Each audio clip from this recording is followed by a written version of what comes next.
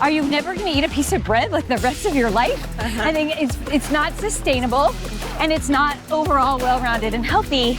Catherine Kruppa is a board-certified sports dietitian and wellness coach who has qualified for the Boston Marathon over 20 times. She specializes in weight management and sports nutrition with a deep focus in diabetes, gastrointestinal disorders, endometriosis, heart disease, and pediatric nutrition. Catherine has certainly seen it all, with over 2 decades of helping elite athletes and everyday runners fuel smarter, from daily training to race day. Almost everyone I work with is under-eating before their run. So under-eating carbohydrates at least, but overall under-eating. But the other thing to remember is that exercise and running uses up glucose. True. And so for someone that's pre-diabetic or PCOS or whatever, exercise is one of the best things that they can do. Shall we run or exercise faster? No. Good morning, runner viewers, and good morning, Catherine. Good morning. How are you doing? I'm great. It's a beautiful morning. Yes. Well, Catherine, you ran 20 plus marathons and you coach Olympians. Yes. What is one mistake, that nutrition mistake, that even elite runners make? Oh gosh, elite runners, now you're making it specific. You know, the biggest thing I see with my elite athletes is they follow what I do, which is amazing, right? They're very disciplined, and they do really great when they're here in the US, and then they go and travel and it all falls apart. Oh, wow. And I'm like, the travel is the most important part, right? That's when they're at the Olympics or the World Championships or wherever it may be. So we really have to counsel them on, okay, how do we do this in other places? Or how do we do this when you're nervous? You know, getting ready for the race, not getting out of your normal routine. Okay. Try to stay in that routine. And then we also practice that routine while we're here. I think we have a lot to talk about nutrition because we're living in the time where we're overloaded with information. Yes. Too much carbs, too little carbs, protein, keto diet, intermittent fasting. I think we have a lot to cover, so I'm looking forward to it. And I want to start with carbs. Yes. I feel like carbs have been demonized lately. Yeah, absolutely. Probably because of their impact on blood sugar. And so when you work with the runners, when you coach your customers, how do you explain the role that carbs play in performance and in day-to-day life? No, this is such a great question and is really misconceived by so many. So carbohydrates are our fuel for our muscles and also actually our brain. And so we want our muscles to perform well, whether you're a runner or not. You know, you want it to be performing well for your brain for work or for school or whatever. And so when we don't eat enough carbohydrates, we use fat as our fuel, which sounds amazing because everyone wants to lose fat, right? The problem is it's at a much slower burn or rate. So you can't run as fast, you don't think as well, etc. And so people have not been eating carbohydrates because they think they make them fat or whatever it may be. But the biggest problem here in the United States is that we just eat too many processed carbohydrates. So I have people who, I had one lady one time, she told me, oh, I don't eat carrots. They're way too high in sugar. And I just was quiet. And then she came back and she's like, you know what my real problem is? Cookies. and I use that example because that's so true for many of us. I have so many of my clients that I have to talk into eating fruit. They think fruit is bad. And fruit is fabulous for us. It's a great source of fuel. It prevents all kinds of diseases, heart disease, diabetes, cancer. But they're worried about the carbs. However, that's our fuel. So if you stick to more whole carbohydrates, fruits, vegetables, dairy, whole grains, we're good. It's when we get to the middle of the grocery store, the aisles of the packaged food, that is the much bigger problem. I see. Yeah. So how do you balance carbohydrate intake if you're training for endurance race like a marathon, or if you're just running for fitness? Sure. Well, I mean, either way, if I had someone just out here, a weekend warrior, you know, just trying to stay in shape, or I had someone training for a marathon, their macronutrients would not be much different unless there was, you know, some kind of health issue. So in general, what the training plate looks like is 50% of your diet, plus or minus. It could be 40, 45, it could be up to 60, should be carbohydrates. So that's like half of your plate, if you think of it that way.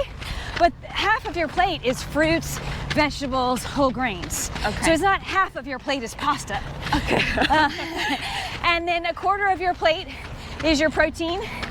And then a quarter actually is the pasta over there on the side. So fruits and vegetables for half, and dairy if you want it over there.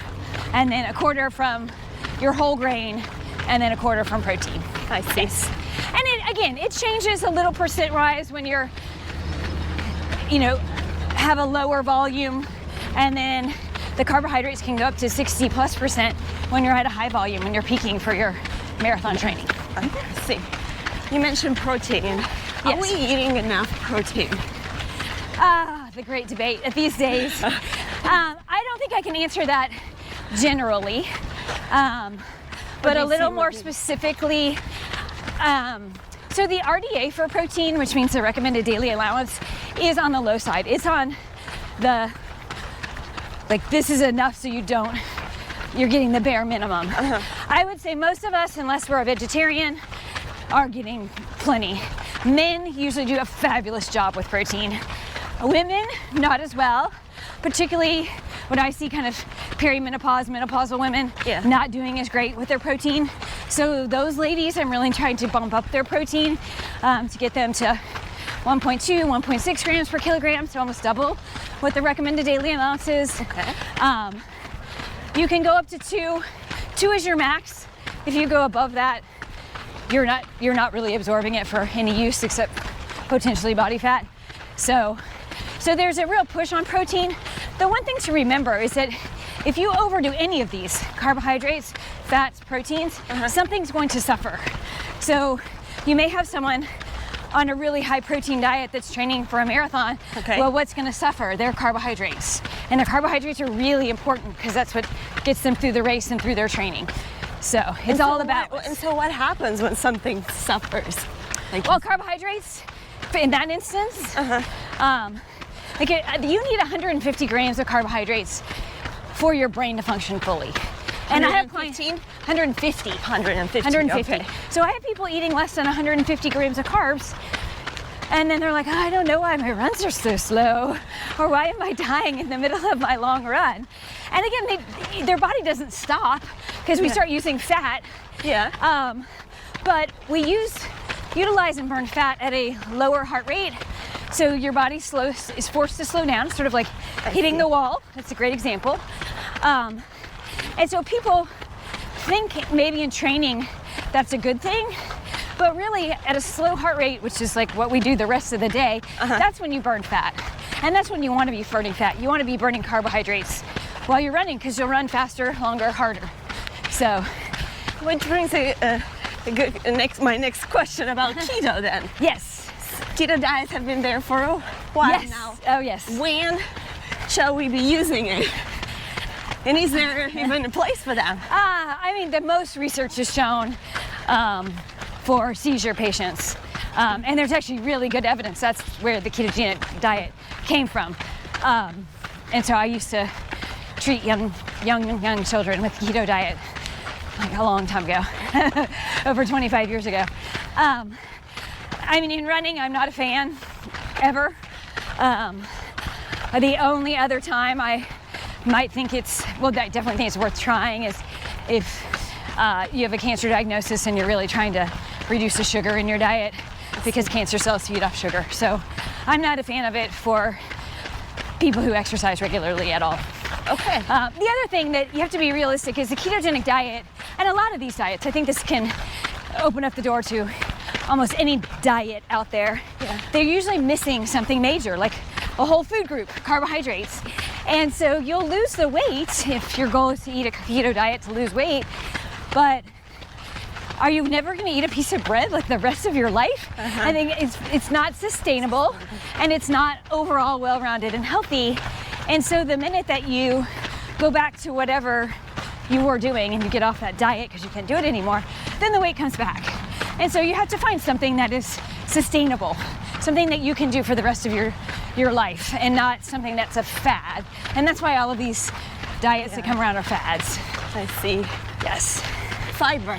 Yes. How important is fiber? Very, very. Can you And I think explain it's why? like an underrated star, you know, like we should talk about fiber more often.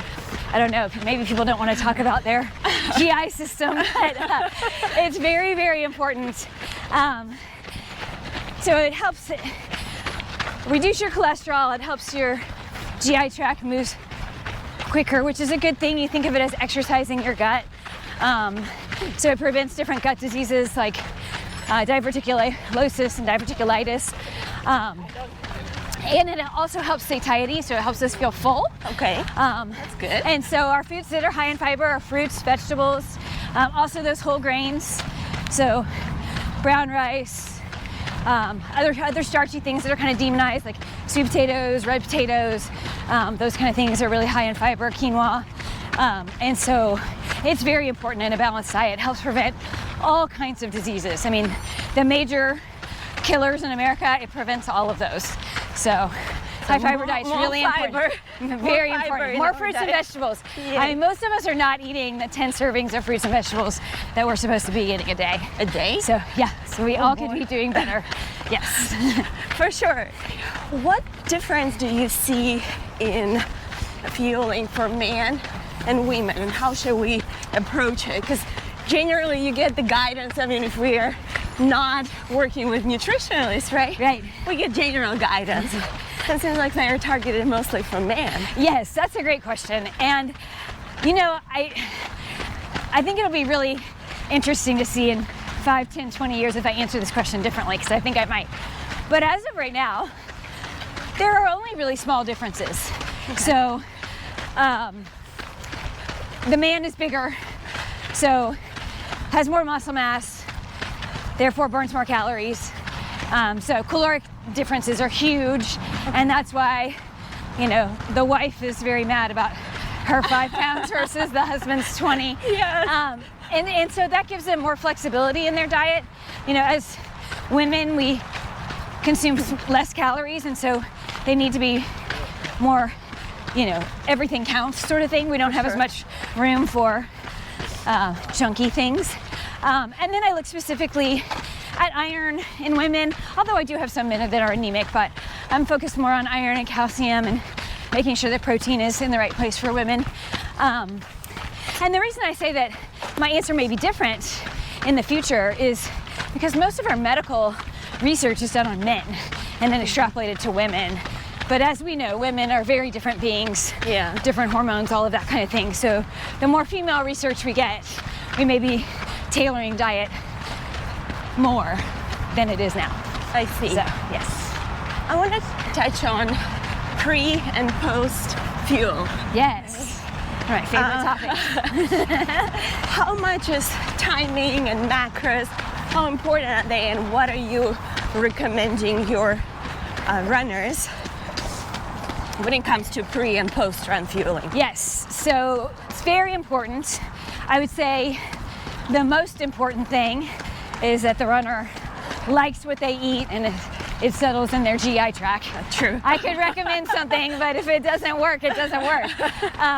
So it's very individual.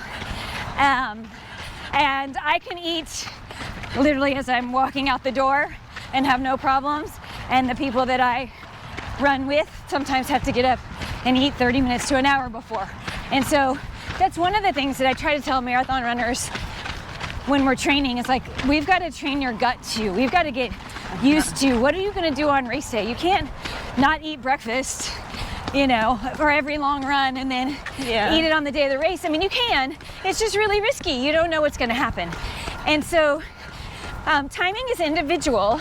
However, there are definitely recommendations for if you eat right before, you're going to consume so many grams of carbohydrates, and it's based on your weight. Okay. And then, but for me, if I eat an hour before, I'm going to eat, or if I'm eating 2 hours before, I'm going to eat double the carbohydrates I ate an hour before. Oh wow. So the further that meal is, the bigger it gets.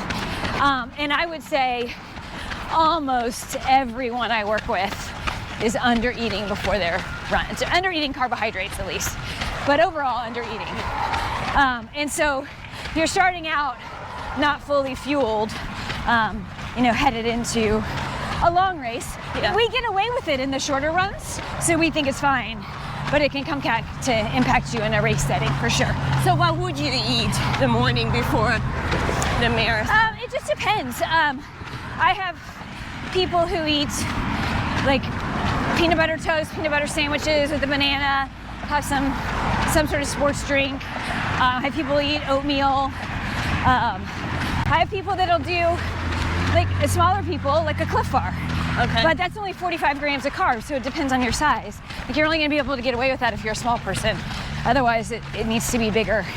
And then sometimes I have people eat more than once. They are like, I have to eat my big meal or my meal 2 hours before, and then I have them have a snack or a gel or something like that right before the race.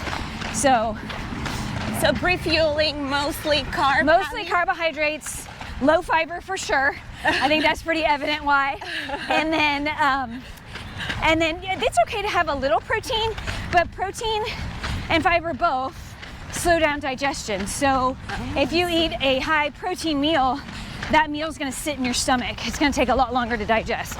And we all know as runners, we want that to digest and move on. Like give us some fuel so we can go. So we can have a little, like 10 grams or so, maybe a little more, but you definitely don't want a high protein diet before. I see. So, how about after? So after, when we're so sore. I would say the biggest mistake on after is people are so glad that their run is over that they are not paying attention. And they're like, whatever, I eat. But I would say eating anything is better than eating nothing. Okay. So, beer. Oh, so good, but so wrong. Because this dehydrates us more. Although many people would say, oh, it's the carbohydrates. But those aren't the carbs that we want. So ideally, 30 to 60 minutes afterwards, because we've depleted our glycogen stores, which are our carbohydrate stores in our muscles. Okay. And we want to replete those so that we recover well, whether that be from a race or from training, so that we train well the next day. And so you really want like a 3-to-1 carbohydrate to protein. So people are really focused on the protein part of it. Okay. And they forget the carb part. The protein is just to help the carbs get into your muscles. I see. We're gonna try to Yeah. Okay. Oh, I got here. So the carbohydrates are important with a little bit of protein. So 3 times as many carbohydrates. You can do 2-to-1, but 3-to-1 is great. Wow, I didn't realize that. Yes. So most people, again, I don't know, it depends. If you're a black walnut eating huge pancakes, you're probably getting plenty of carbs. But a lot of times we're not. So using, breakfast foods like, tortillas, toast, fruit, those sort of things. With a little eggs on the side type of deal. Oatmeal works well too with a little bit of protein, whether that's a glass of milk or an egg on the side or something like that afterwards. Also, obviously, hydrating really well afterwards. And then there's another group of people who just really after a run, they don't want to eat. Yeah. And that's where milk, chocolate milk can come in, certain recovery beverages. Again, it's whatever you like. So I don't think that there's a recovery beverage, in my opinion, out there that's better than milk. But if you like it and you drink it and it works, great. So something to get down. And then you've got about 2 hours after drinking that drink to then eat your meal. So you can wait till your appetite comes back. Yes. Okay, intermittent fasting. It's been out there for a while. Shall we run or exercise fasted? No. I mean, you can. It's just not going to be as good of a workout, and most likely it will come back to haunt you later in the day. And so I am not against intermittent fasting. Just no one wants to intermittent fast the way that I recommend, which is get up, eat breakfast, or snack, go for your run, you know, eat lunch and then eat an early and light dinner, and then fast in the evening and until the next morning. So we all want to eat late. Everyone wants to eat that big dinner. I do have one client who does it, and she does it really well. But again, remember, carbohydrates are your fuel. You've been sleeping all night. Your metabolism is low, your glucose is low on the low side. And so you want something to pep you up to go for your run. Yeah. I mean, even for me, if I'm gonna go for an easy, like 2-mile shakeout run, like the day before a race, I have to eat something. I feel like so sluggish if I don't. Wow. And so I can tell a very big difference if I don't eat anything. And then also in the subset of women, particularly like that premenopausal women moving into menopausal women, like the fasted runs are really not ideal, which is interesting because it can be promoted in different circles, but really with women's circadian rhythms at that age, it's so much better to get up and eat something. The other problem with a fasted run is I don't burn that many calories because I'm the size of a midget, as my sister says.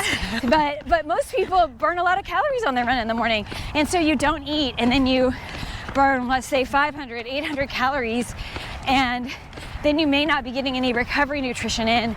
And you're in this enormous deficit, you know, by lunchtime or mid-afternoon.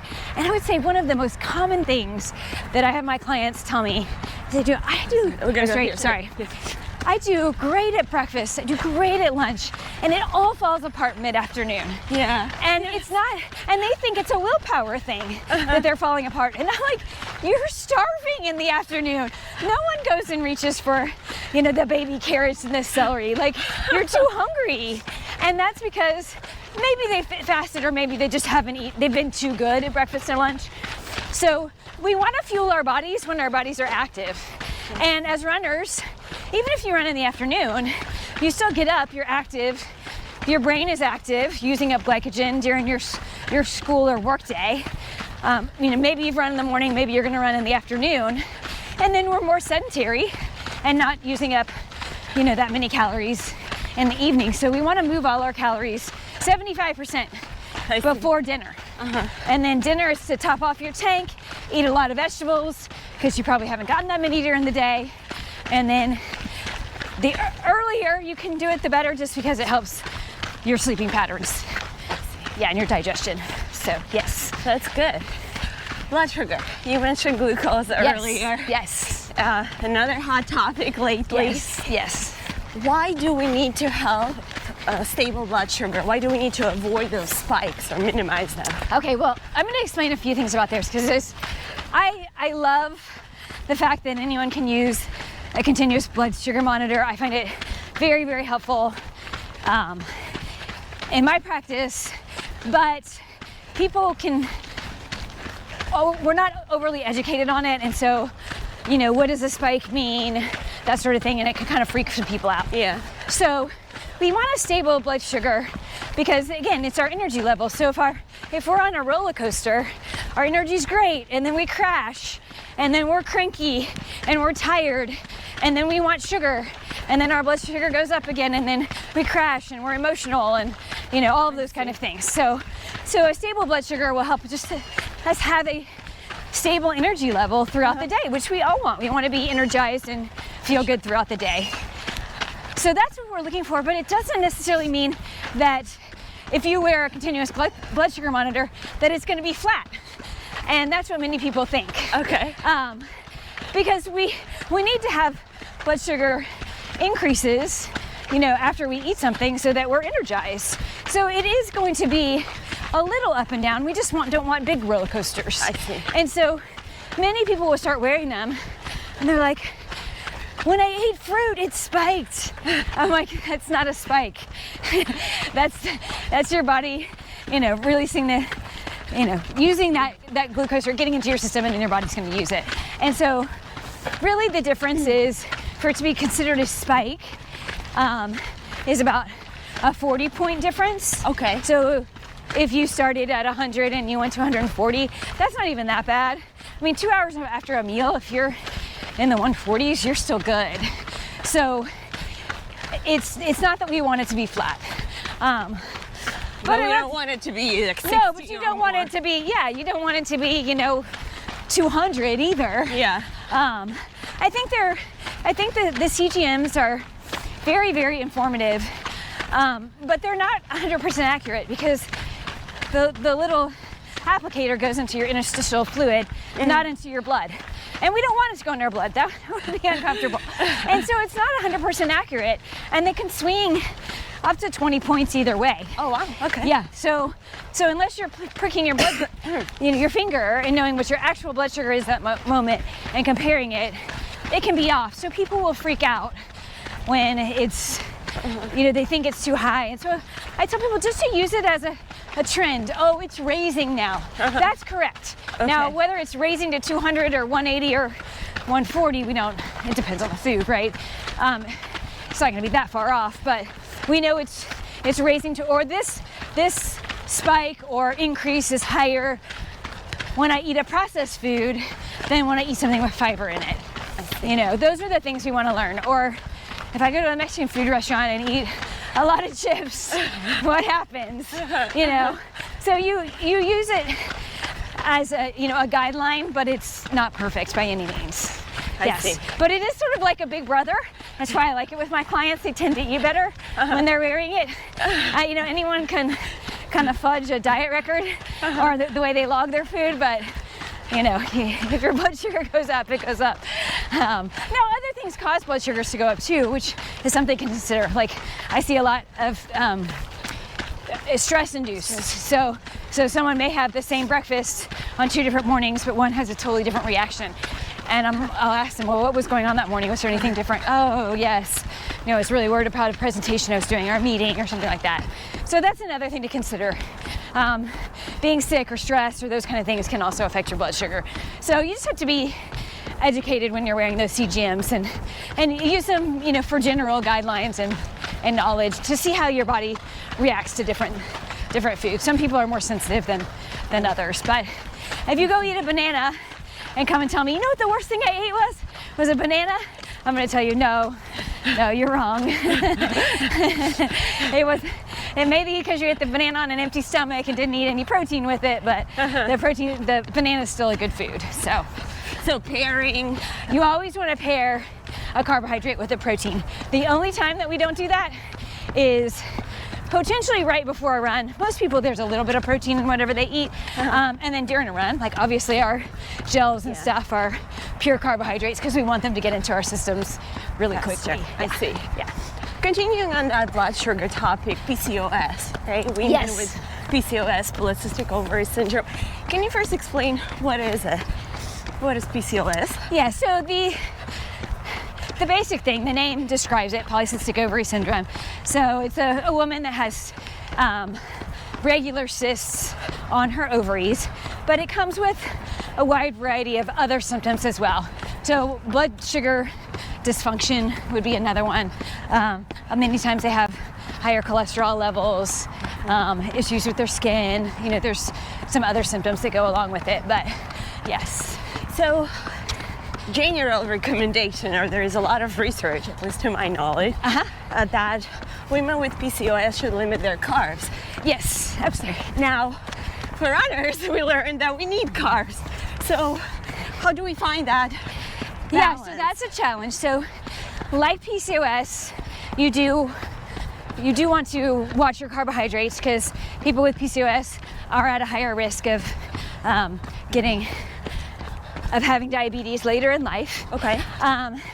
And interestingly, endometriosis acts very similarly on blood sugar as PCOS. Wow. And so I have endometriosis, so this is something that I've had to watch for the last 19 years since I got diagnosed. And it's definitely challenging. But you're still running, so tell us your still secret. running. Well, I have to be very careful. I definitely eat for a runner on the lower, on the lowest carb side I can get away with, and still run well. I wish I could eat more, but it doesn't. Or I feel bad. So it's not helpful. And so I just really have to manage it and manage the types of carbs that I eat as well. You know, a big bowl of regular pasta is not going to work well for me. I will feel terrible. Pizza, I'll feel terrible. So the more processed, white, high glycemic carbohydrates. I see. So I have to do more things like, you know, quinoa, and I do a lot of sweet potatoes, butternut squash, certainly fruits and vegetables, lots of fruits and vegetables.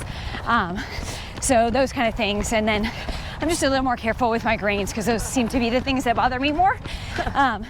So it can absolutely be done, but that's not going to be the runner that's 60% carbohydrates. That's going to be a runner that's maybe 45% carbohydrates.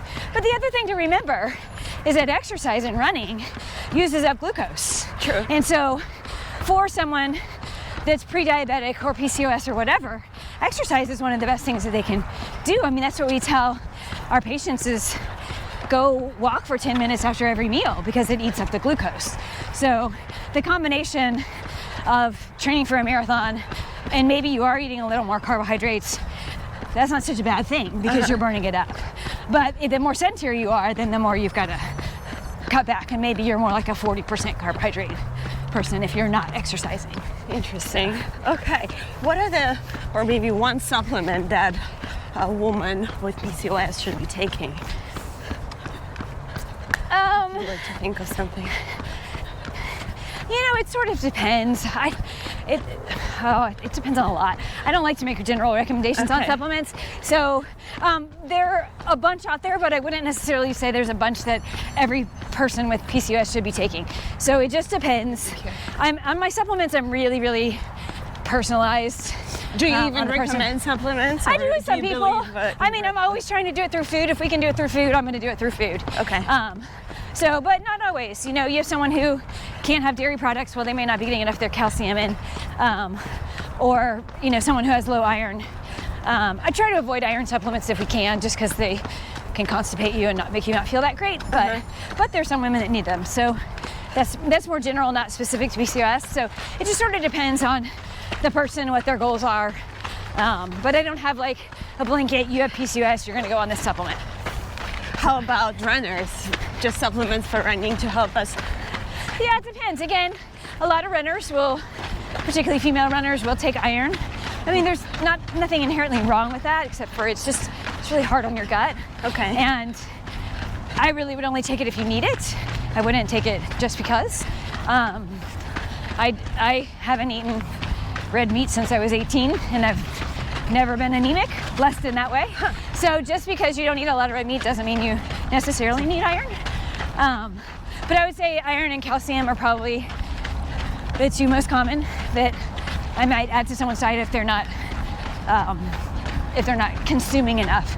And then you get into certain diets. If you're vegetarian, vegan, well then more likely to supplement more because you're missing more items through food. So, I see. But it's very individual. There's no blanket that I give on supplements. What is your take on creatine? Because again, lately there's a lot of discussion on that and its benefits, not just for performance, but for women and our. Yeah, so it's been very, very well studied. Actually, I'm going to mention one other thing about supplements, and then we can dive into that. One of the things that I don't like about supplements is they are not regulated in any way. I see. And so, for example, berberine is a really popular supplement at the moment because it's being touted as nature's Ozempic. So all these people are going out and buying berberine and thinking they're going to have the reaction that they would not have on Ozempic. But a recent study came out showing how little berberine is in most of these actual supplements. And so because they're not regulated, it may say XYZ is on the bottle, but that's not what's really in the supplement that you're taking. And so that's one thing I would watch out with creatine, is make sure you get a good brand. The Feed, which a lot of us runners are fans of, they make a good creatine, so does Momentous. I really like that company.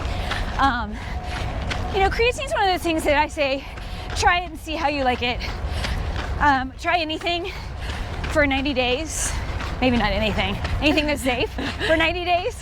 And if you if you feel better, then keep doing it. If you can't tell a difference, or obviously if you feel worse, then discontinue it.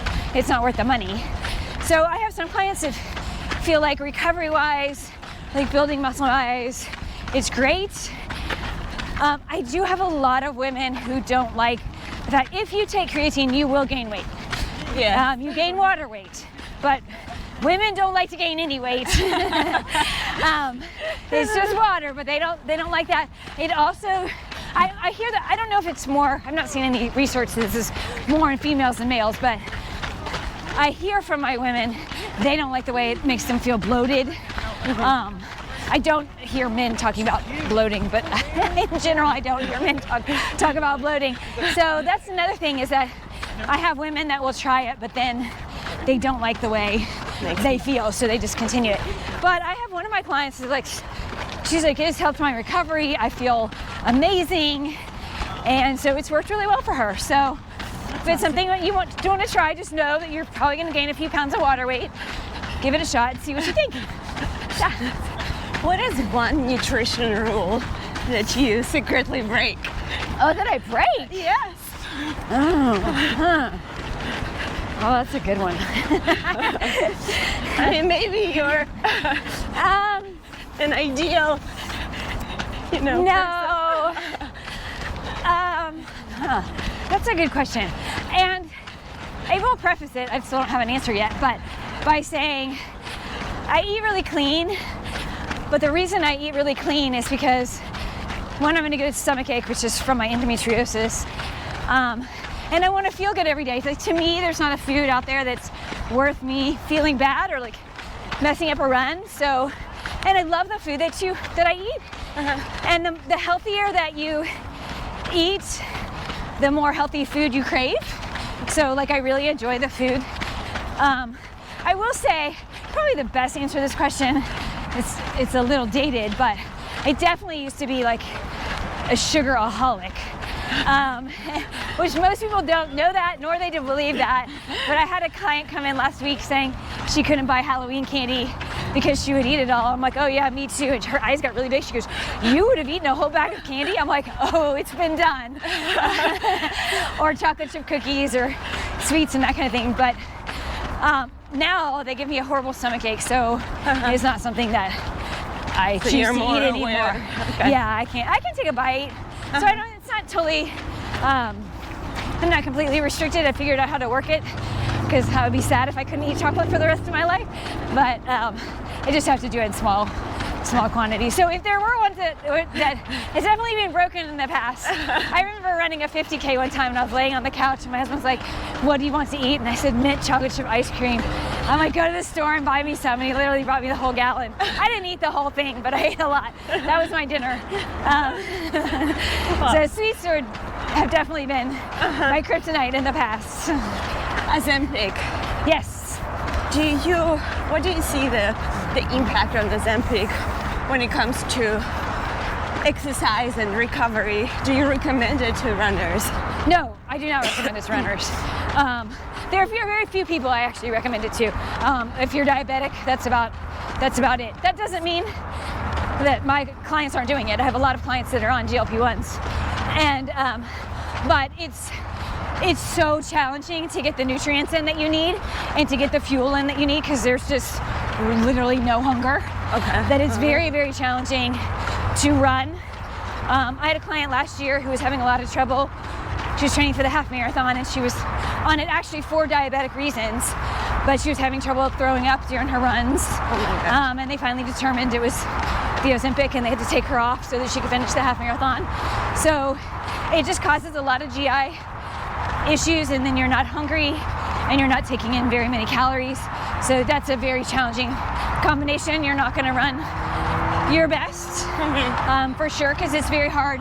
It's very hard for me to keep my clients who are not typically running. They're doing some kind of exercise. I'm always promoting that at least do strength training to maintain their muscle mass as much as possible. But for them to even get the calories in, to get all the nutrients that they need per day. Yeah, because they're full and they're not, food is of no interest. Oh my gosh. So yes. Okay, you've ran 20 plus marathons. Yeah, I You think did maybe 25. Yeah. 25 triathlons. Which finish line taught you the most? Taught me the most. I would say Chicago 2011. What happened? So in 2010, I got injured about 3 weeks before I ran the St. George Marathon.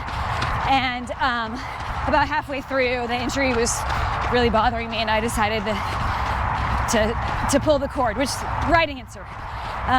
So I didn't hurt myself more. So in Chicago 2011, I decided I'm gonna finish this race even if I have to walk.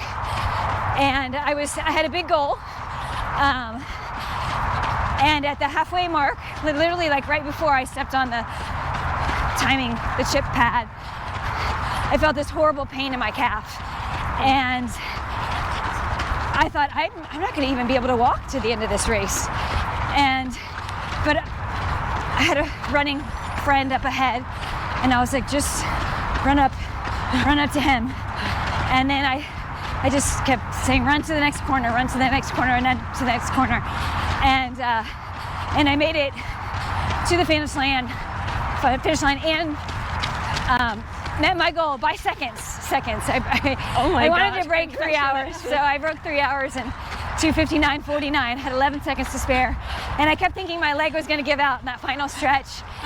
And there was a lot of drama that happened after that. But I found out later that I tore my calf at mile 13. Oh. And so what I learned, and I've torn my calf since then, it's excruciating. And you can't walk. And how I ran 13 miles, your brain is so much more powerful.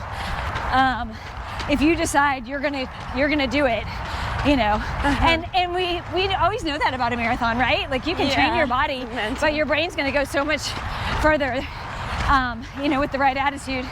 And so that was a really powerful experience, and I would say that one taught me the most. That's very inspiring. Catherine, you shared a lot of knowledge with us today. Where can people follow you if they want to reach out for some nutritional questions? Sure. So on Instagram or Facebook, Advice for Eating, same thing, that's my website, www.adviceforeating.com. You can DM me or email me from any of those places, which is the best way to reach me. And because, as we mentioned earlier, there's so much misinformation about nutrition out there.